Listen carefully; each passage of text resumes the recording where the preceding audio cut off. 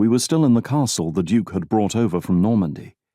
It was functional and, perforce, small. The vast body of men camped outside in hovels and, the lucky ones, tents. I was with the household knights, bodyguards, and those who were close to the Duke, and we enjoyed tents.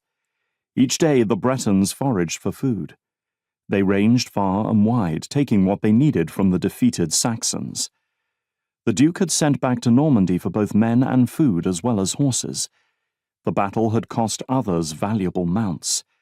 I knew that I was lucky to have not only Louis and Geoffrey, but also the most magnificent of war horses, Parsifal. After 5 days, the Duke decided that he needed to act. The English were not submitting, and he was still to be acknowledged as king. William de Warenne, the new Earl of Surrey, was summoned to the castle along with me. "Earl William, this idleness merely encourages our enemies to think that we fear them. They should know that I do not. I intend to march the army along the Thames and accept the submission of the men who line the mighty river. If they do not, we shall fight and settle this with sword and bloodshed." William de Warenne was a warrior, and he rubbed his hands excitedly. "Excellent, my lord." The Duke shook his head. "You will be given the opportunity to lead your men in battle, but first, I want Wintan Cast and Harold's widow to submit. Take young Fitz Malet with you. He speaks English well, and there will be no misunderstandings. I trust you both."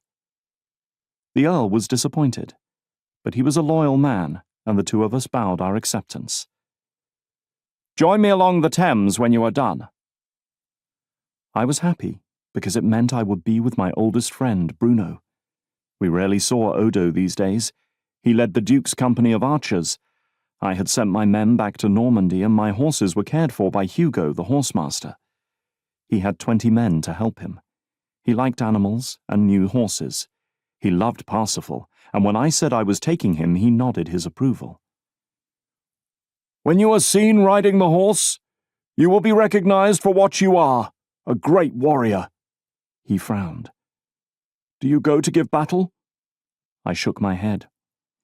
"We head west to Wintan Cast. When we return, I will take Louis and Geoffrey, for there will be battles, and these will not be like the one at Senlac Hill, where the fates of the high and mighty are decided, but will be inconsequential skirmishes. Parsifal shall be saved for those battles that will decide the future of this land." We did not have far to travel, and all of us were both well-armed and well-armoured. We were the best of the Norman army.